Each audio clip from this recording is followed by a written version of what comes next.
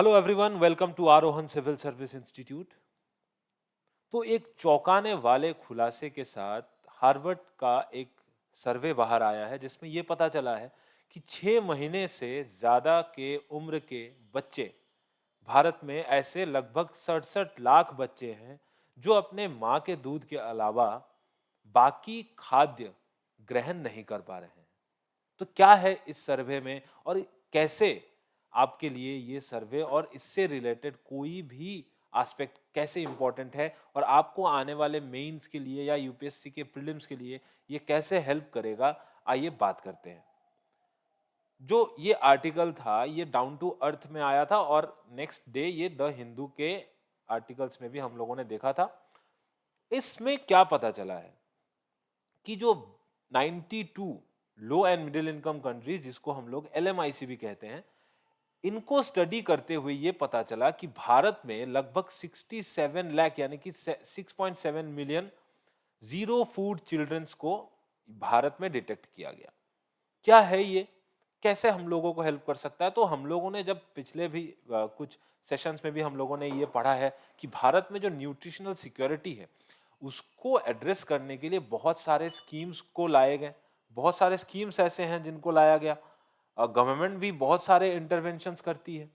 इसके अलावा जो फूड सिक्योरिटी है, न्यूट्रिशनल सिक्योरिटी है, इसके अलावा भी जो एग्रीकल्चर, हाँ, जो एग्रीकल्चरल प्रैक्टिस है उसके साथ हम लोग कैसे जोड़ सकते हैं। तो प्रीलिम्स के लिए आपके लिए ये बहुत ज्यादा इंपॉर्टेंट है और जो लोग आने वाले एपीएससी मेंस के लिए प्रिपेयर कर रहे हैं उनके लिए तो ये स्टडी बहुत ही ज्यादा इंपॉर्टेंट है। आप इसको जीएस 1 के पर्सपेक्टिव में भी पढ़ सकते हैं, इंडियन सोसाइटी पर्सपेक्टिव, जिसमें चाइल्ड न्यूट्रिशन, वुमेन न्यूट्रिशन, ये सब आपका इंपॉर्टेंट हो जाएगा।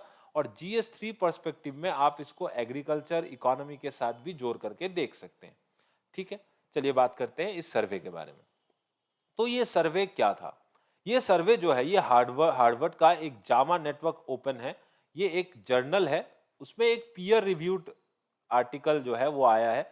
इससे ये पता चला है, उसने उसने ये स्टडी किया है कि 6 से 23 मंथ के बच्चे, यानी कि 6 से 23 मंथ मतलब बच्चा 6 महीने से 2 साल के उम्र तक, 23 महीना मतलब ऑलमोस्ट 2 साल का हो जाएगा बच्चा।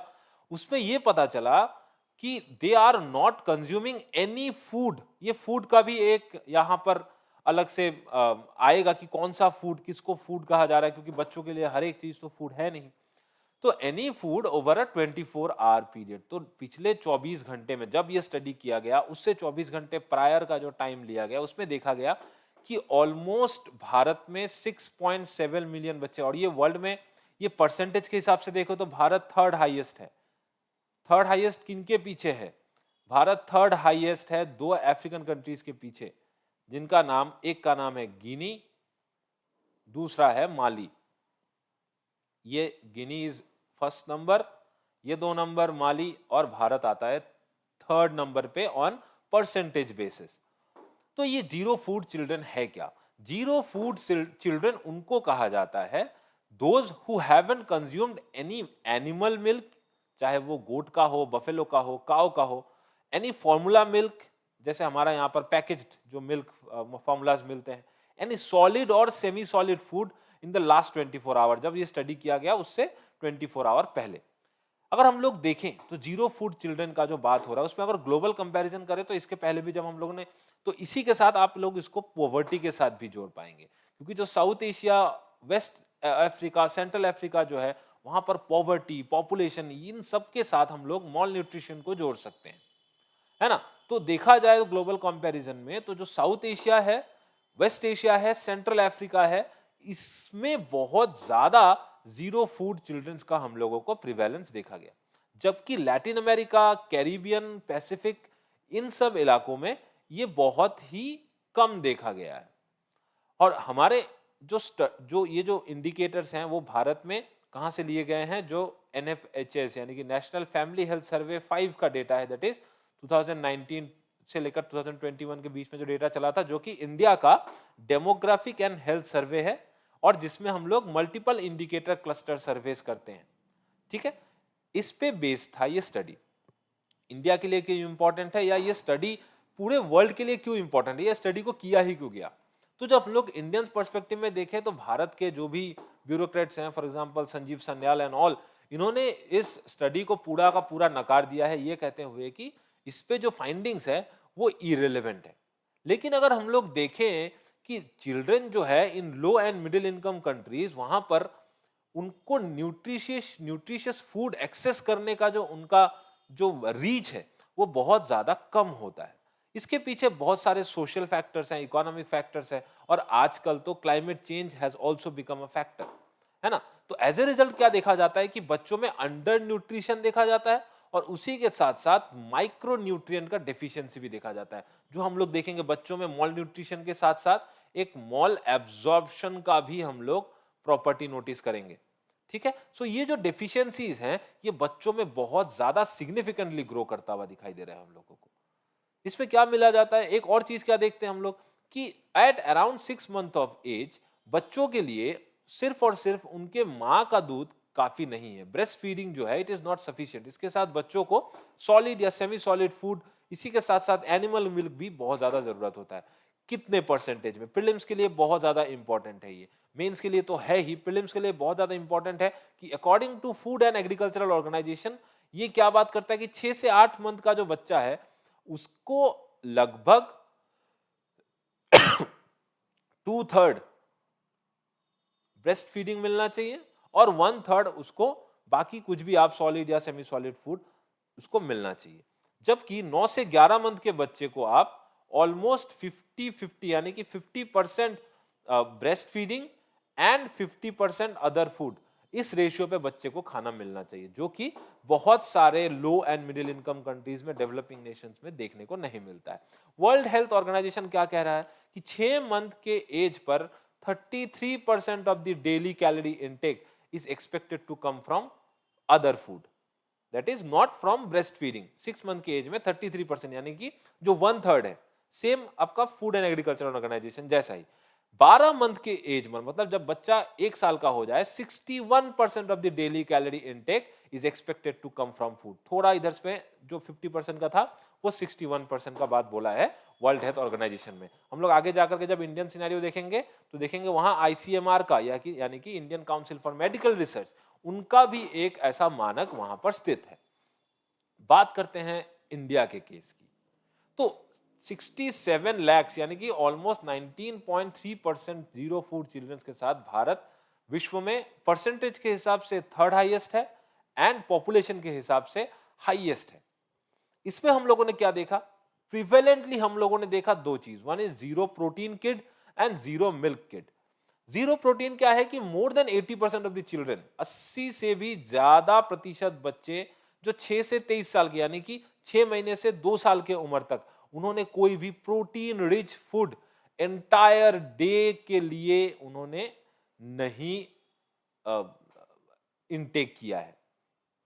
जीरो मिल्क मतलब 6 आउट ऑफ 10 चिल्ड्रन यानी कि ऑलमोस्ट 60%, 6 से 23 साल का बच्चा, उन्होंने ना तो मिल्क कंज्यूम किया है ना तो कोई डेयरी प्रोडक्ट कंज्यूम किया है।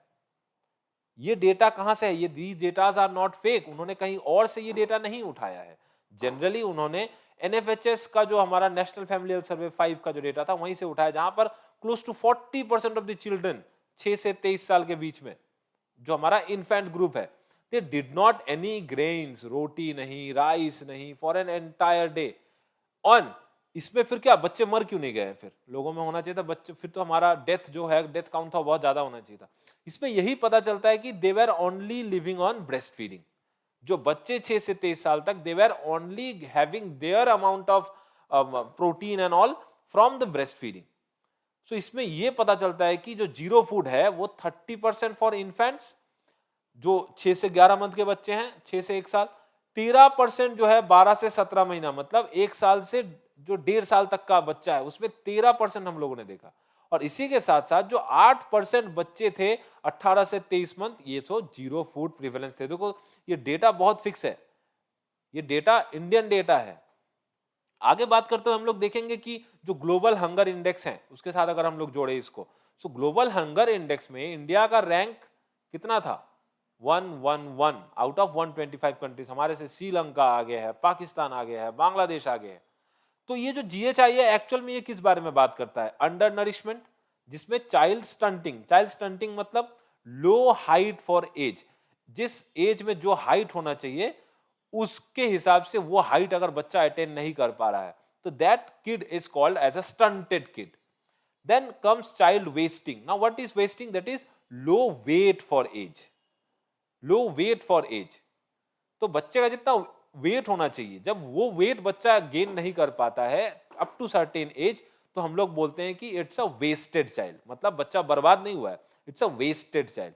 और चाइल्ड मोर्टेलिटी इन सब पे स्टडी करता है, तो इसका मतलब हम लोग जो ग्लोबल हंगर इंडेक्स है उसके साथ भी हम लोग इसको डील कर सकते हैं।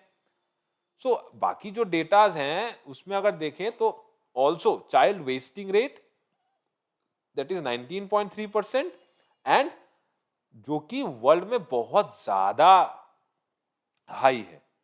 तो जो हम लोग एनएफएचएस का डेटा देखेंगे तो क्या देखेंगे कि 57%, 35% of the kids are stunted and 57% of the women and 25% of the men are anaemic, यानी कि उनको एनीमिया है, यानी कि जो उनका ब्लड है वो भी ठीक तरीके से प्यूरिफाई नहीं हो रहा है। अब इससे क्या पता चलता है, कुछ दिनों पहले हम लोगों ने लैंडसेट डिस्कवरी साइंस का एक स्टडी देखा, उस पे हम लोगों ने देखा कि जो उत्तर प्रदेश है उस पे जीरो फूड चिल्ड्रन बहुत ज्यादा है, यानी कि ऑलमोस्ट 28.4% जो है वो zero food children they comes from Uttar Pradesh only, followed by Bihar, Maharashtra and Rajasthan, जहां पर हम लोगों को जीरो फूड चिल्ड्रन। तो इससे हम लोग आगे बात करेंगे कि गवर्नमेंट का क्या पॉलिसी है या इसका रीजन क्या है, लेकिन जो ये पॉपुलेशन इतना ज्यादा जीरो फूड पे जो बच्चे जिंदा हैं जो आगे बढ़ेंगे, दो चीज हम लोगों को देखने को मिल सकता है उसमें। क्या इंपैक्ट होगा, एक तो हम लोगों को बच्चे में मोर्टेलिटी देखने को मिल सकता है कि बच्चे में मोर्टेलिटी यानी कि जो बच्चा है वो जिंदा रहने के काबिल ही ना रहे। क्यों? जो हम लोग नेशनल हेल्थ मिशन का अगर डेटा देखें तो भारत का नियोनैटल मोर्टेलिटी रेट है 20, यानी कि हर 1000 जन्मे हुए बच्चे में 20 बच्चे क्या है नियोनैटल एज में उनका डेथ हो जाता है।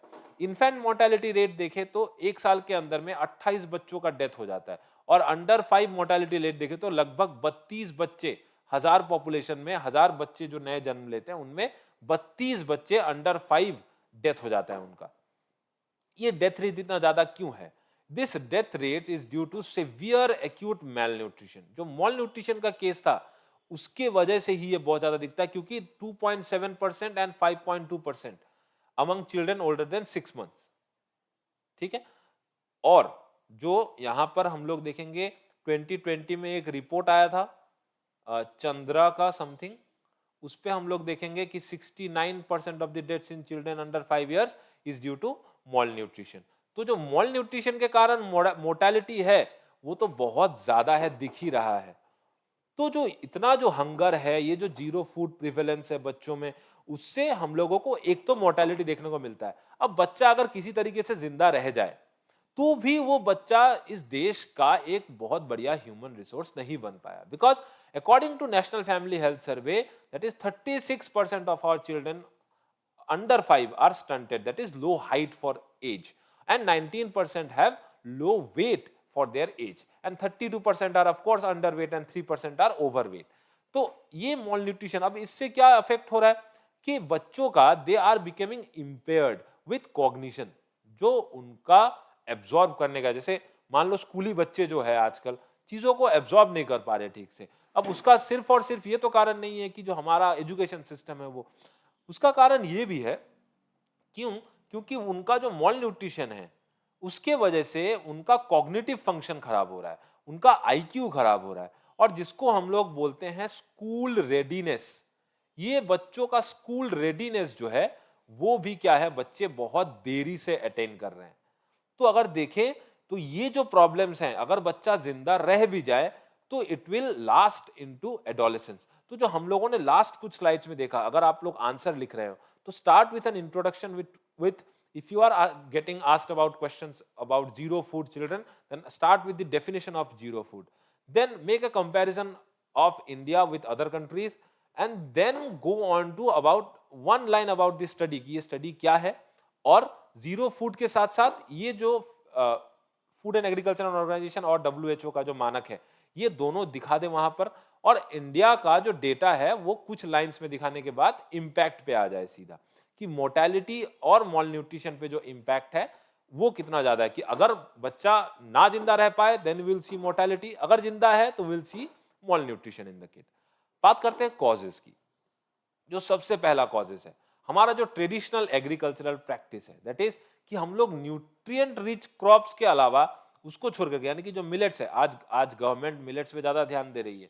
गवर्नमेंट इसीलिए इसको न्यूट्री सीरियल्स का नाम दे रही है, इसको श्री अन्न कह रही है, क्योंकि अब गवर्नमेंट भी जाती है। दो इसका अगर हम लोग पहलू देखें, एक तो न्यूट्रिएंट्स इसमें ज्यादा है, दूसरा जो डिजीज प्रोननेस है, राइस हो जाए, व्हीट हो जाए, ये इनका डिजीज प्रोननेस बहुत ज्यादा है, जबकि मिलेट्स उतना ज्यादा डिजीज प्रोन नहीं है। दूसरा, ये वाटर एफिशिएंट होते हैं मिलेट्स, बहुत ज्यादा वाटर एफिशिएंट क्रॉप्स होते हैं, जबकि राइस और व्हीट के लिए बहुत ज्यादा पानी चाहिए होता है ना। तो हम लोगों ने मिलेट्स और पल्सेस को इग्नोर करते हुए for more than more profit हम लोगों ने राइस एंड व्हीट को उगाया, जिससे हमारे यहाँ पर बच्चों के लिए भी ये चीज मिलना बहुत ज्यादा मुश्किल हो गया।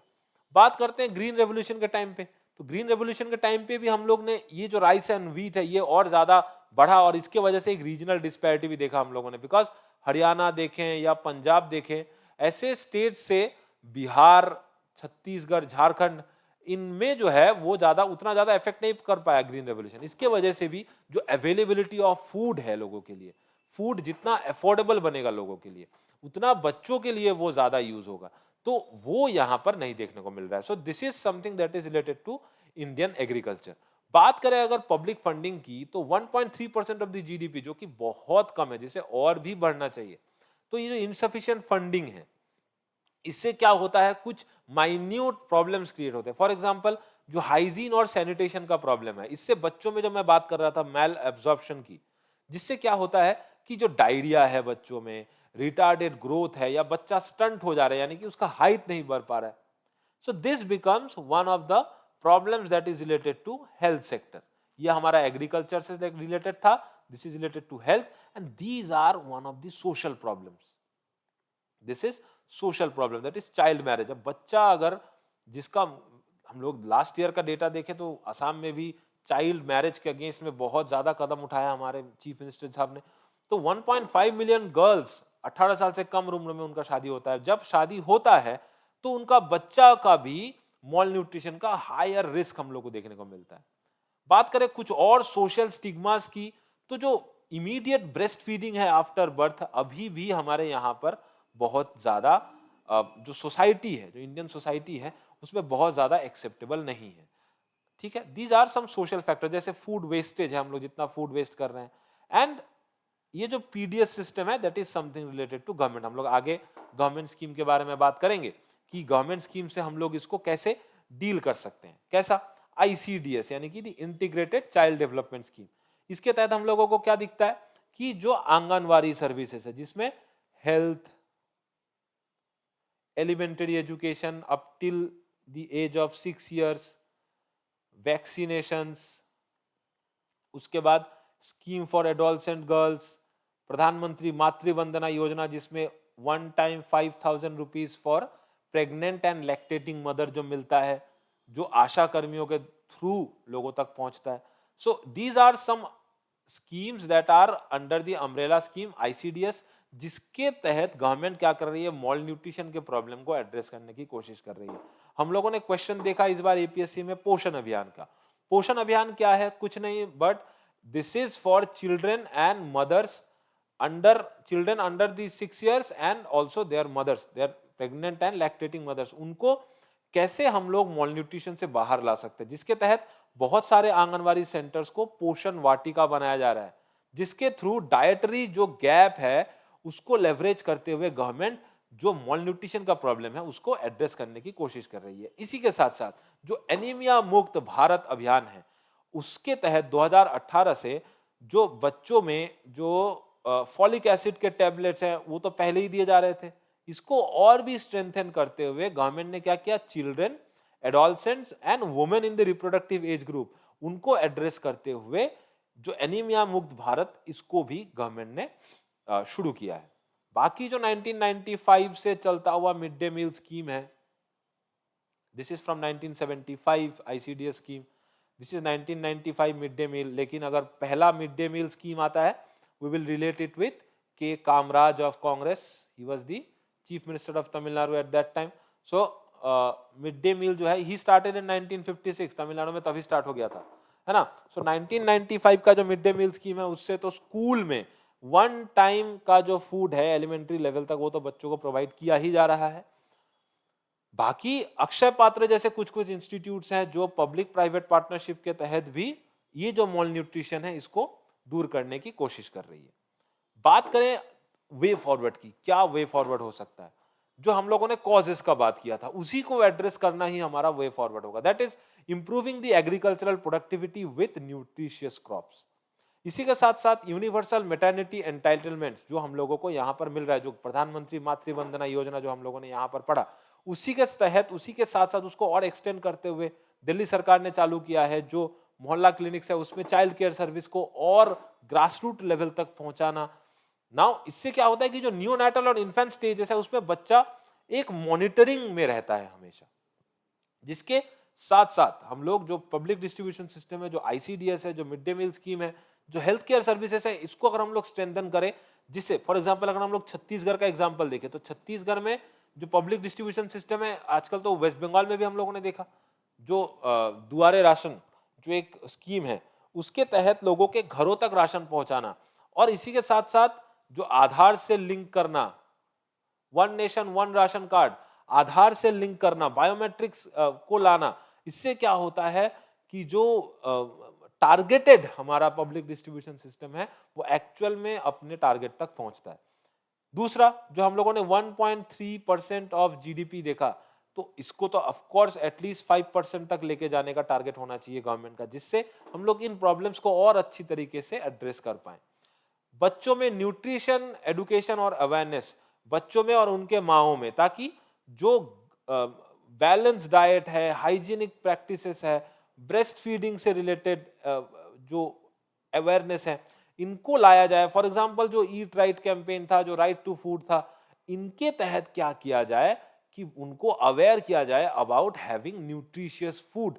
क्योंकि जो हम लोगों ने देखा इस जीरो फूड चिल्ड्रन के तहत कि बच्चों को खाना तो मिल रहा है through breast feeding, but they are not having वो जो 61% of WHO and 50% of FAO यानी कि फूड एंड एग्रीकल्चर ऑर्गेनाइजेशन का जो मानक था, तो वो अगर ना मिल पाए तो बच्चों का इसमें बहुत ज्यादा प्रॉब्लम हो सकता है. हम लोग कुछ कुछ केस स्टडीज देख सकते हैं. फॉर एग्जांपल बांग्लादेश में और थाईलैंड में 50% टू 25% में लेके आया गया in between 8 years only. Thailand का जो केस है, बांग्लादेश में भी जो उनका पब्लिक डिस्ट्रीब्यूशन सिस्टम था और हेल्थ केयर सिस्टम था उसको एड्रेस करते हुए जो बच्चों में मॉल एब्जॉर्प्शन या मॉल न्यूट्रिशन का जो प्रॉब्लम था उसको बहुत ज्यादा सॉल्व कर दिया गया. तो ये जो एस्पेक्ट है ये बहुत ज्यादा इंपॉर्टेंट है. आगे आने वाले बहुत सारे वीडियो में हम लोग ऐसे ही आंसर राइटिंग से रिलेटेड कुछ कुछ टॉपिक्स के बारे में बात करेंगे, जिससे आप लोग कॉन्साइज कर सके अपने टॉपिक्स को और करंट अफेयर से अपडेटेड रह सके.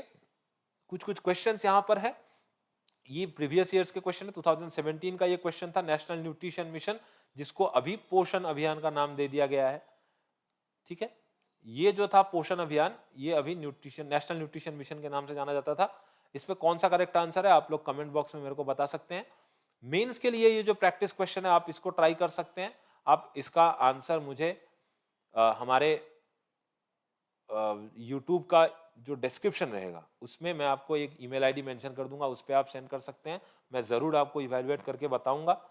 ठीक है, तो जाते जाते मैं आपको बता देता हूं कि हमारा जो एपीएससी मेंस का फाउंडेशन कोर्स है ये 1 अप्रैल से स्टार्ट होने वाला है. जो भी इंटरेस्टेड कैंडिडेट्स हैं वो इसमें ज्वाइन करें, बिकॉज जो पहले कुछ क्लासेस होंगे वो एसए और एथिक्स के ऊपर ही होंगे. जो आपके सबसे ज्यादा लास्ट ईयर हम लोगों ने देखा 250 में 245 से भी ज्यादा मार्क्स हम लोगों ने एसए में देखा. तो एसए का मार्क्स ही आपका इस बार मेरिट जो है वो डिसाइड करेगा, आप इंटरव्यू में जा पा रहे हैं या नहीं वो डिसाइड करेगा. तो एसए और एथिक्स के क्लासेस बहुत जल्द शुरू हो जाएंगे 1 अप्रैल से.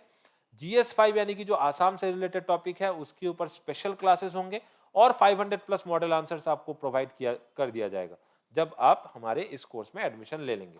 लाइव क्लासेस होंगी. जो वर्किंग प्रोफेशनल्स है उनको ध्यान में रखते हुए क्लासेस जो है वो 5:36 PM से स्टार्ट होता है हमारे यहाँ पे.